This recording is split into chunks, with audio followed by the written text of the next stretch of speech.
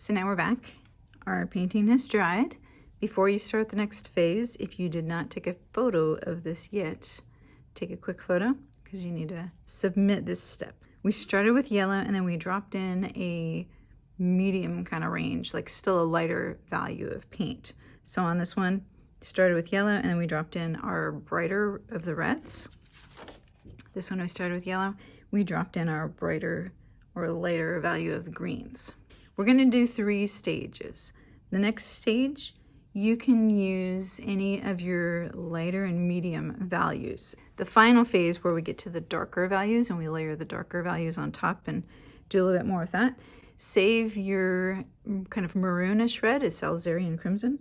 Save your dark blue, which is ultramarine, and save your purple, dioxazine purple.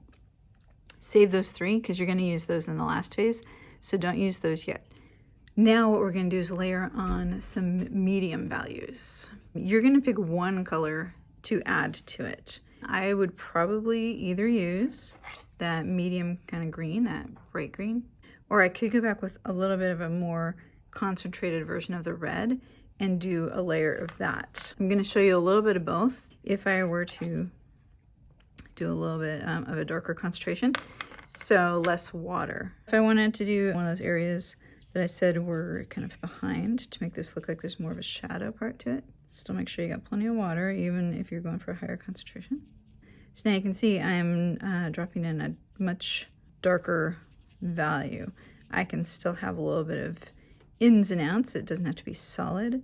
So you're still trying to get a little bit of movement even within this. So you can see if I add a little bit of water to one area, it'll brighten up. You can see how that darker value is separated.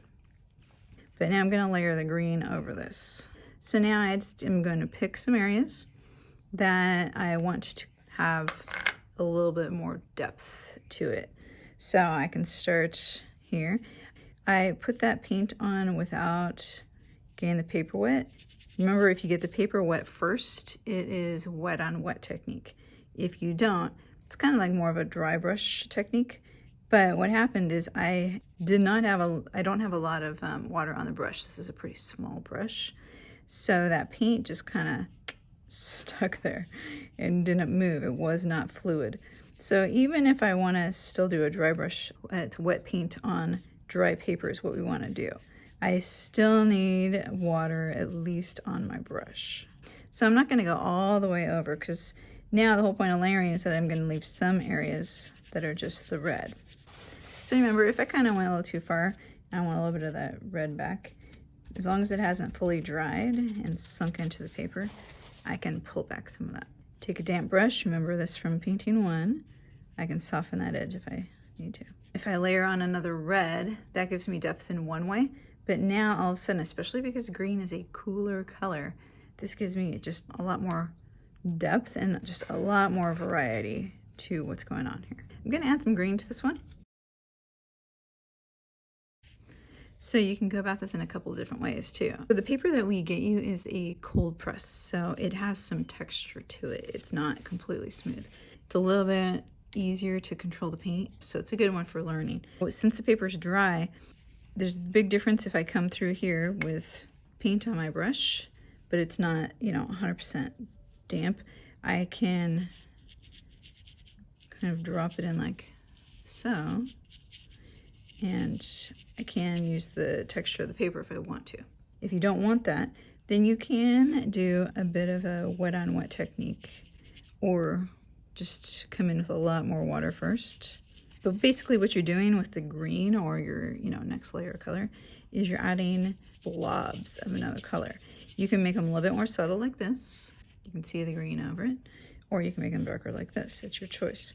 The darker ones are gonna definitely look like they're going backwards into space. Basically, you're not just covering up what you already painted. So I'm not gonna take the green and paint all over everything. So when I did the yellow, I left some areas yellow when I did the red over it.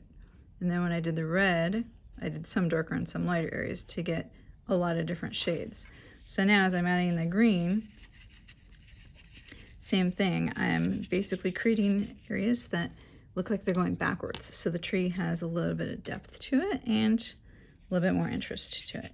Remember, this part I did, you know, just to kind of show you the difference between layering red or green, but I can go over this area with some green also. Green and red, remember, are complements. So when I mix them, you can see the red is still a little bit damp. When I mix them, I kind of get a brown, and look at how much darker that is. But you can see the difference in the color. I am gonna have that red edge because, you know, it had dried a little bit before I got to it. But just to show you the difference between how these different techniques work. So you can see like how that made such a huge difference. Even now, as I've removed some of that, it's pretty dark with that layering of red and green. I'm gonna finish this up. I'm gonna do a little bit to our other tree, and then we'll come back. So you can see I went back and added a darker layer. This is still my midtones. What I actually added on top of the bright yellow with the bright green, now I added on some of that yellow ochre. So one thing you can do too is you can deepen with a second color if you want to. You don't have to, but if you want to, you can. So what else I can do is I can go back with a little bit more of that bright green that I started with, because I put down real lightly with the yellow. So I can go back a little bit more with that bright green. You are not just covering up. I can go in with a little bit of a light touch. If I want to add a little bit of that green to go along with that yellow ochre. So I'm going to add a little bit more of that bright green in a few places.